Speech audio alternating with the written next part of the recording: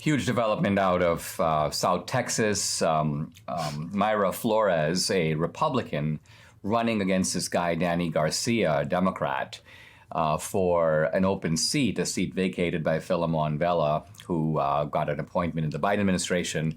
This has been a Democratic seat for 100 years.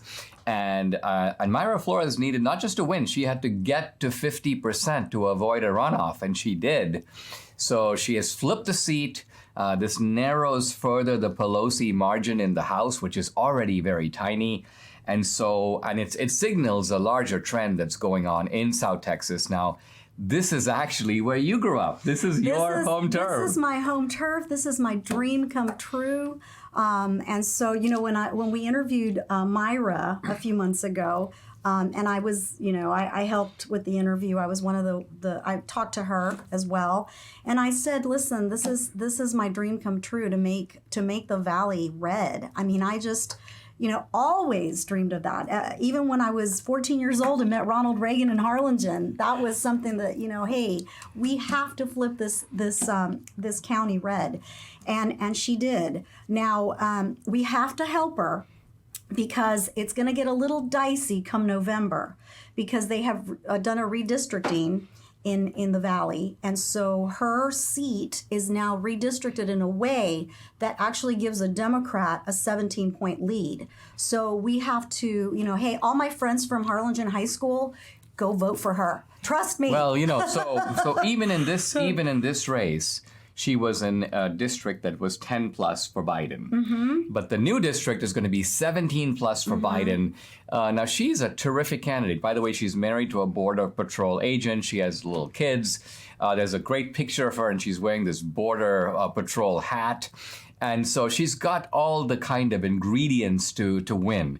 And of course, for her to decimate, this is, by the way, an incumbent Democrat she'll be taking on. I mean, and as you know, I've known Philo since I was a child. So, that we just, the Valley, even though the Valley is large, everybody knows each other down there. And this is something that that is just, the Velas have been really an institution in the Valley. It's very hard to beat a Vela.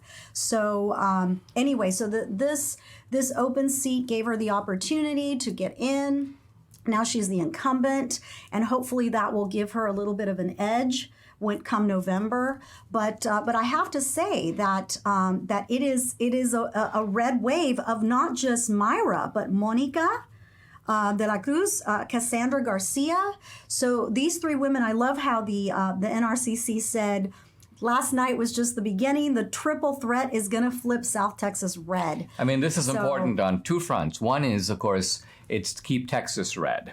If Texas is going to go blue, it's not going to go blue because Austin is blue. Austin's already blue. Inner city Houston is blue.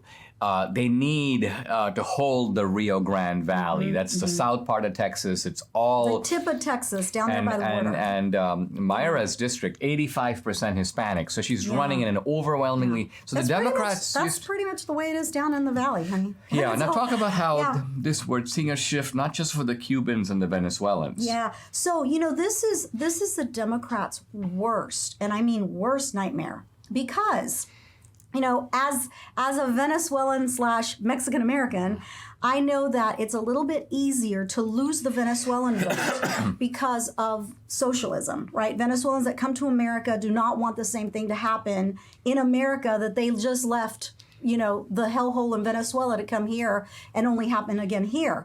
So it's very, I think the Democrats are like, okay, I think we are losing some of the Venezuelans. Okay, I think we're losing some of the Cubans. But to lose the Mexican Americans, the Democrats are going to go nuts. And not only is Mayra Mexican American, but she was born in Mexico. So this is their worst fear, because you know how they love to tout the fact that we're such racists, that Republicans hate Hispanics and all of that. Yet she is the first Mexican-born congresswoman in history. And she's hardcore. I mean, she's a Trumpster. She's a Republican. She's running on family values. She's running on God. She's pro-life. So she's economically conservative. She's conservative on foreign policy, and she's conservative on social and moral issues. So this is not somebody who decided to sort of win by towing a moderate line. No, she went out full on. What we're really seeing is a shift in the consciousness of the Mexican American and the Hispanic community more broadly. Yeah. So this has Well, national implications. As you know, a lot of my high school friends, my dear friends, are fans of Trump. They love him, and they are fans of liberty and freedom, and that is why I'm so happy that Cameron County and many of the counties down in the valley have finally woken up.